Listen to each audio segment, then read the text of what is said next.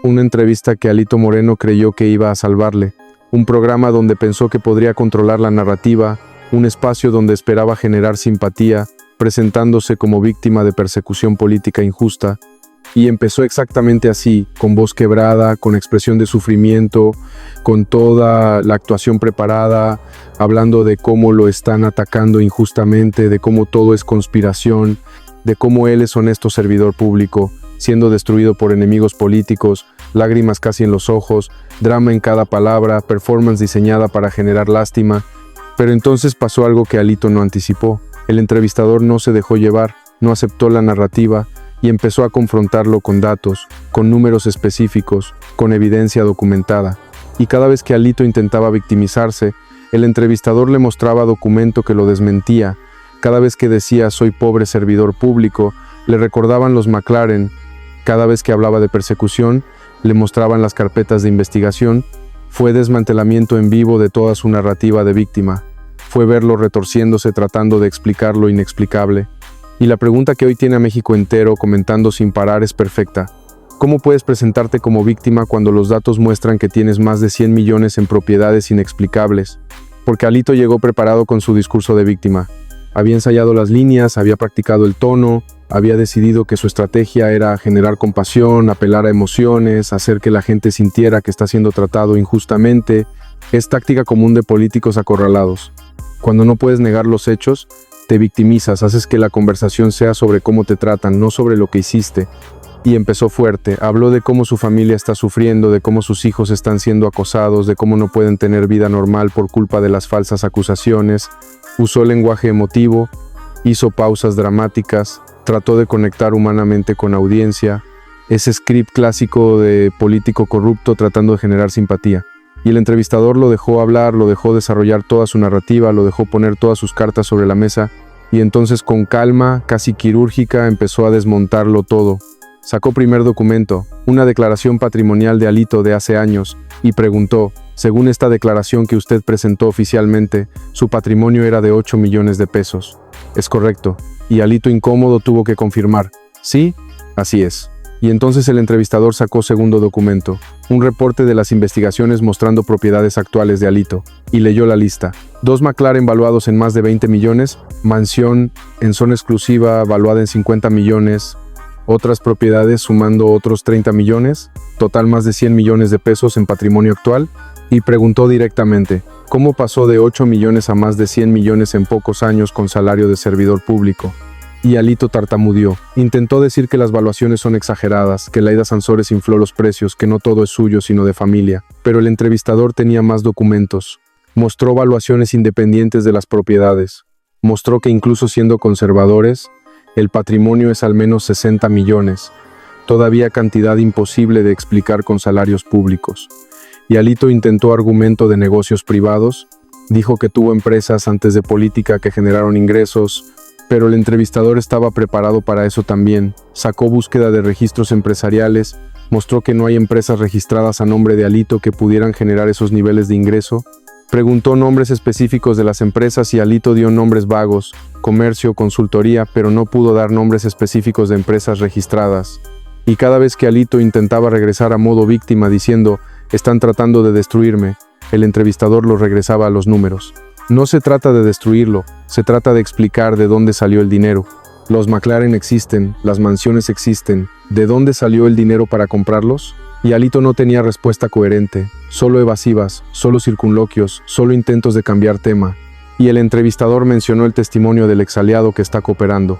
No dio nombre, pero dijo, hay persona de su círculo cercano que está testificando que usted participó en esquemas de corrupción, que está dando detalles específicos. ¿Esa persona está mintiendo? Y Alito, visiblemente nervioso, intentó desacreditar sin saber exactamente de quién hablaban. Dijo que hay gente resentida, que hay traidores, pero no pudo negar específicamente porque no sabía qué exactamente había dicho el testigo. Y entonces el entrevistador fue todavía más directo. Mostró fragmento del reporte de Harfuch sobre ruta de dinero. Mostró cómo dinero de contratos gubernamentales inflados terminó en cuentas vinculadas a Alito y preguntó, ¿puede explicar estas transferencias? Y Alito dijo que no conoce esos detalles, que él no manejaba finanzas directamente, que había gente encargada de eso, pero el entrevistador respondió, usted era gobernador, era máxima autoridad, ¿Está diciendo que no sabía cómo se manejaban recursos? Es trampa perfecta. Si Alito dice que no sabía, admite incompetencia o negligencia masiva. Si dice que sí sabía, admite conocimiento de operaciones corruptas. No hay respuesta buena, y Alito se quedó atrapado tartamudeando respuesta que no satisfizo a nadie. Y el entrevistador trajo tema de los cateos de evidencia encontrada en propiedades de Alito y mencionó documentos específicos que fueron incautados, contratos, registros financieros, correspondencia, y preguntó: si usted es víctima inocente, ¿por qué se encontró toda esta evidencia en su propiedad? Y Alito intentó decir que fueron cateos ilegales, que violaron sus derechos, que evidencia fue plantada, pero son acusaciones graves sin pruebas. Y el entrevistador señaló eso. ¿Tiene evidencia de que plantaron documentos? Y Alito no tenía nada concreto, y cada intento de Alito de victimizarse fue desmontado con datos. Dijo: me están persiguiendo políticamente. El entrevistador respondió: las investigaciones comenzaron en Campeche con Fiscalía Estatal por denuncias ciudadanas. ¿Eso es persecución federal? Alito dijo: todo es coordinado desde arriba. Entrevistador: ¿tiene pruebas de coordinación o es especulación? Alito dijo: otros políticos tienen más y no los investigan. Entrevistador: ¿está admitiendo que tiene patrimonio inexplicable pero argumentando que otros también? Es convertir cada defensa en admisión implícita. Es mostrar que no tiene argumentos reales, solo tiene quejas sin sustancia. Y hubo un momento particularmente devastador donde el entrevistador sacó fotografías de Alito con los McLaren, fotografías de las mansiones, imágenes que han circulado en redes sociales y las puso frente a él y dijo: estos es usted, estas son sus propiedades, estos son sus autos, no son montajes, no son inventos, son reales y cuestan más de lo que usted pudo haber ganado legalmente. ¿Cómo explica esto sin hablar de persecución o conspiraciones? Solo explique de dónde salió el dinero. Y Alito se quedó mirando las fotografías y por un momento pareció que iba a quebrar, que iba a admitir algo, pero entonces volvió a modo ataque. Empezó a decir que el entrevistador estaba siendo parcial, que la entrevista era trampa, que esto era emboscada. Es clásica reacción de quien no tiene argumentos, atacar al mensajero porque no puedes refutar el mensaje. Y el entrevistador mantuvo la calma. Dijo: no es emboscada. Son preguntas legítimas que cualquier ciudadano querría hacer. ¿Usted aceptó venir a esta entrevista? ¿Sabía que hablaríamos de las investigaciones? ¿Quiere responder las preguntas? ¿O prefiere terminar la entrevista? Y Alito, atrapado, tuvo que continuar porque salir habría sido admisión de que no puede defender su posición. Y entonces el entrevistador trajo tema de las 5 carpetas de investigación que están con Hugo Eric Flores y preguntó: ¿son 5 carpetas separadas? Peculado, uso indebido de funciones, enriquecimiento ilícito, todo eso es invento, 5 investigaciones diferentes, todas falsas, y Alito intentó decir que sí, que todo es fabricado. Pero el entrevistador señaló: fabricar 5 carpetas de investigación completas con documentos, testimonios, evidencia forense, requeriría conspiración masiva, involucrando docenas de personas. ¿Realmente cree que es más probable eso que simplemente usted haya cometido los delitos? Es aplicar navaja de Occam. ¿Qué es más probable? ¿Conspiración masiva perfectamente coordinada para fabricar evidencia contra político de oposición menor o simplemente político corrupto fue corrupto? Y cuando lo pones en esos términos, la narrativa de víctima se desmorona, y Alito intentó apelar a simpatía de otra forma. Empezó a hablar de legado, de años de servicio público, de cosas buenas que hizo como gobernador, de obras que construyó, de gente que ayudó. Trató de cambiar conversación de corrupción a logros, pero el entrevistador no lo dejó escapar. Esos logros sí existieron, no cancelan corrupción, no son intercambiables. Puede haber hecho cosas buenas y haber robado. Las dos cosas pueden ser ciertas simultáneamente. Y trajo ejemplo específico.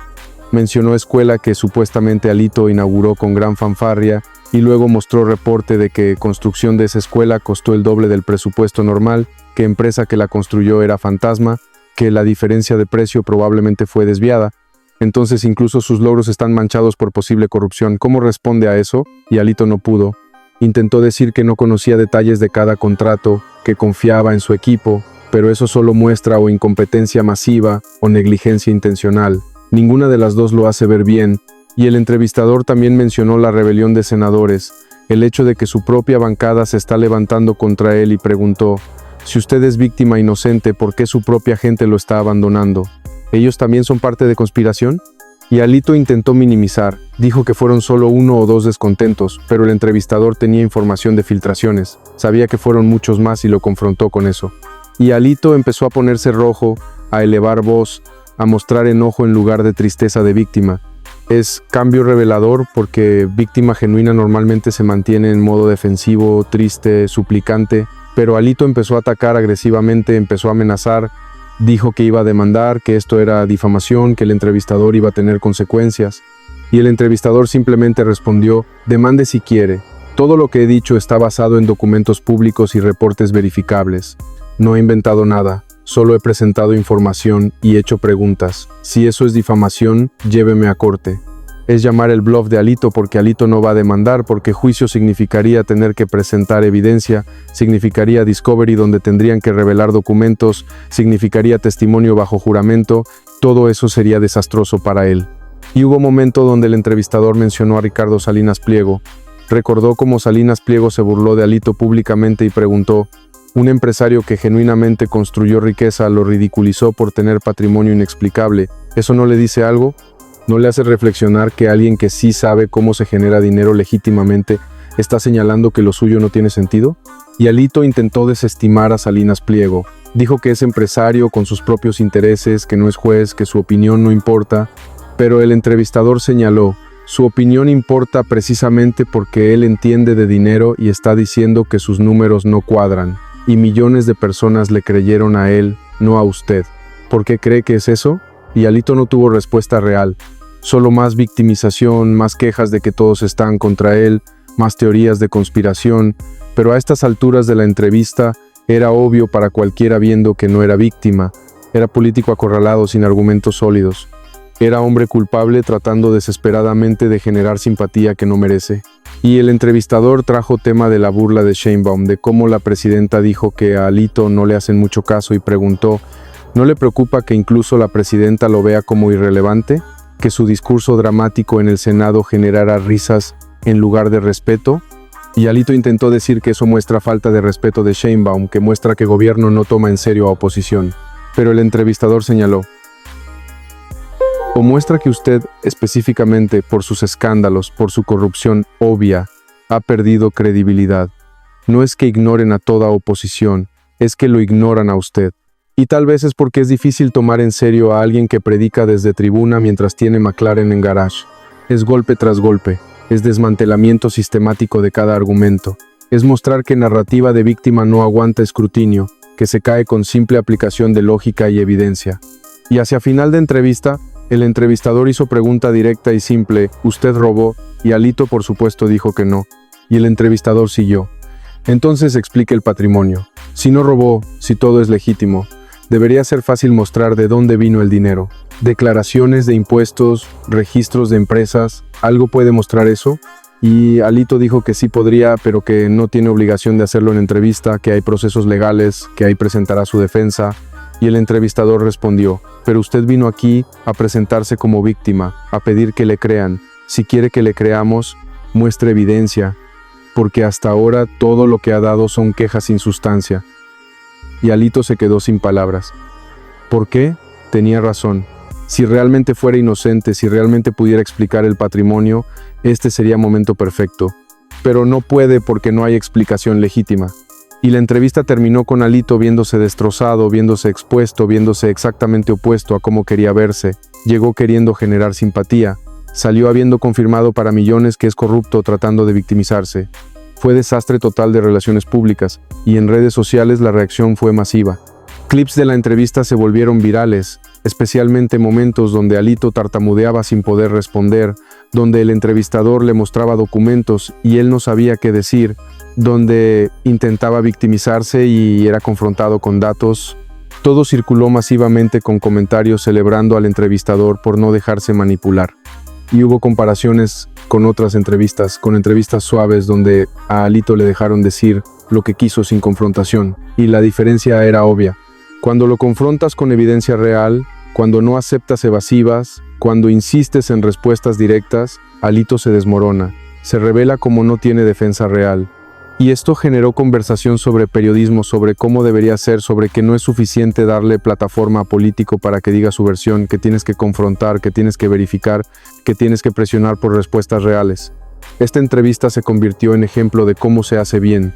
Y lo más revelador de toda la entrevista fue el lenguaje corporal de Alito, porque al principio llegó con pose de víctima, hombros caídos, expresión triste, voz suave, todo diseñado para generar compasión. Pero conforme la entrevista avanzó, conforme fue confrontado con más evidencia, ese lenguaje cambió completamente. Los hombros se tensaron, la expresión se volvió de enojo, la voz se elevó, los gestos se volvieron agresivos. Es transformación que cualquier psicólogo te dirá, es señal de culpabilidad porque víctima real mantiene consistencia emocional. Víctima real no se vuelve agresiva cuando le piden explicaciones, pero persona culpable fingiendo ser víctima, cuando la presión aumenta, cuando las mentiras no funcionan, cambia a modo ataque. Y eso es exactamente lo que Alito hizo. Esa admisión no verbal de que todo es actuación. Y hubo un momento específico que muchos señalaron en redes sociales cuando el entrevistador mencionó a sus hijos, cuando preguntó si sus hijos sabían de dónde vino el dinero para su estilo de vida. Y Alito explotó, dijo que dejen a su familia fuera de esto, que sus hijos son inocentes, que no tienen nada que ver, pero el entrevistador calmadamente señaló, sus hijos tienen propiedades a sus nombres, viven en lujo que no corresponde a ingresos propios. Ellos son parte del esquema voluntariamente o no, no están fuera de esto. Y esa verdad dolió visiblemente porque Alito probablemente sí quiere proteger a su familia. Probablemente hay parte de él que siente culpa por haberlos involucrado, pero al mismo tiempo usó a su familia como herramientas para ocultar patrimonio. Puso propiedades a nombres de ellos, los hizo beneficiarios de dinero robado, entonces no puede ahora pretender que están separados del caso. Y el entrevistador también mencionó el costo humano de la corrupción de Alito. Habló de escuelas sin recursos en Campeche, de hospitales sin medicinas, de comunidades sin servicios básicos y conectó eso directamente con los McLaren. Cada McLaren que usted tiene representa cuántas escuelas que no se construyeron, cuántos niños sin educación adecuada, cuántos enfermos sin medicina. Y le preguntó, ¿cómo duerme usted por las noches sabiendo eso? Y Alito intentó decir que esa conexión es falsa, que sus supuestas propiedades no tienen nada que ver con servicios públicos, que son cosas separadas. Pero el entrevistador tenía datos específicos. Mencionó presupuesto de educación en Campeche durante gobierno de Alito. Mencionó cómo era menor que en estados comparables. Mencionó reportes de maestros sobre falta de recursos y preguntó, ¿a dónde fue ese dinero que debió ir a educación? Porque no llegó a las escuelas, pero usted sí compró McLaren. Es hacer tangible el crimen. Es mostrar que corrupción no es crimen sin víctimas. Es conectar directamente el lujo de Alito con el sufrimiento de gente real. Y esa conexión es poderosa. Es hacer imposible seguir con narrativa de víctima porque las víctimas reales son los niños sin escuelas, los enfermos sin medicina, Alito es victimario, no víctima. Y hacia el final, cuando quedó claro que Alito había perdido completamente la batalla de narrativa, el entrevistador le dio oportunidad de redimirse. Le preguntó, ¿hay algo que quiera decir a la gente de Campeche? ¿Alguna disculpa? ¿Algún reconocimiento de error? Era oportunidad de mostrar algo de humanidad, de admitir al menos algún nivel de responsabilidad, de generar, aunque sea un poco de simpatía genuina. Pero Alito no lo tomó, mantuvo la línea de víctima inocente. Dijo que no tiene nada de qué disculparse, que él sirvió honestamente, que todo son mentiras. Es terquedad autodestructiva, es negarse a aceptar realidad incluso cuando sería estratégicamente mejor admitir algo. Es orgullo que impide cualquier tipo de redención. Y el entrevistador cerró con esto. Señor Moreno, le di oportunidad de explicar, de mostrar evidencia de inocencia, de presentar su caso y no pudo. Solo ofreció quejas, teorías de conspiración y ataques a quienes lo cuestionan. Para cualquiera viendo esto, eso dice todo lo que necesitan saber. Y con eso terminó la entrevista sin permitirle a Alito última palabra, sin darle oportunidad de recuperar control de narrativa, y Alito salió del estudio, sabiendo que había sido desastre, sabiendo que en lugar de generar simpatía, confirmó para millones que es exactamente lo que parece, corrupto tratando de victimizarse. Sus asesores probablemente le dijeron inmediatamente que fue error, que no debió aceptar esa entrevista, que no está preparado para confrontación con periodista competente que hace trabajo real, y el daño es permanente porque ese video existe para siempre. Cada vez que Alito intente presentarse como víctima en futuro, alguien va a compartir clips de esta entrevista. Va a mostrar cómo se desmorona cuando lo confrontan con evidencia. Va a recordar a todos que narrativa de víctima es falsa. Es regalo que sigue dando para sus enemigos. Y dentro del PRI esto generó más presión sobre Alito para renunciar, porque ahora no solo es corrupto que no puede ni siquiera defender su posición competentemente en entrevista. Es líder que se ve débil, deshonesto y desesperado en televisión nacional. Eso no es alguien que puedas presentar como cara del partido, eso es lastre absoluto. Y algunos priistas están furiosos con Alito por haber aceptado la entrevista, por haber expuesto al partido a más ridículo, por haber confirmado para millones lo que ya sospechaban. Están diciendo que debió quedarse callado, que su intento de victimizarse solo empeoró las cosas. Y tienen razón, silencio habría sido mejor estrategia que este desastre. Pero Alito probablemente pensó que podía controlar la narrativa, que su actuación de víctima funcionaría, que la gente le creería. Es desconexión total con realidad. Es no entender que ya nadie le cree, que su credibilidad está destruida, que intentar victimizarse cuando evidencia es tan abrumadora solo lo hace ver peor. Y este va a ser momento estudiado en clases de comunicación política, como ejemplo de cómo no manejar crisis de corrupción, como demostración de que victimizarse sin evidencia que respalde inocencia es contraproducente, como lección de que cuando te confrontan con datos, necesitas datos propios, no quejas emocionales. Así que ahí te dejo las preguntas finales. ¿Crees que Alito realmente pensó que su narrativa de víctima funcionaría o fue acto desesperado sin mejor opción? ¿Piensas que el entrevistador se pasó de agresivo o simplemente hizo su trabajo periodístico correctamente? ¿Crees que esta entrevista va a acelerar su caída? ¿O ya no importa porque está acabado de todas formas? Y la más importante, ¿alguna vez puede funcionar narrativa de víctima cuando evidencia es tan abrumadora? ¿O es estrategia condenada al fracaso desde inicio? Déjamelo en los comentarios.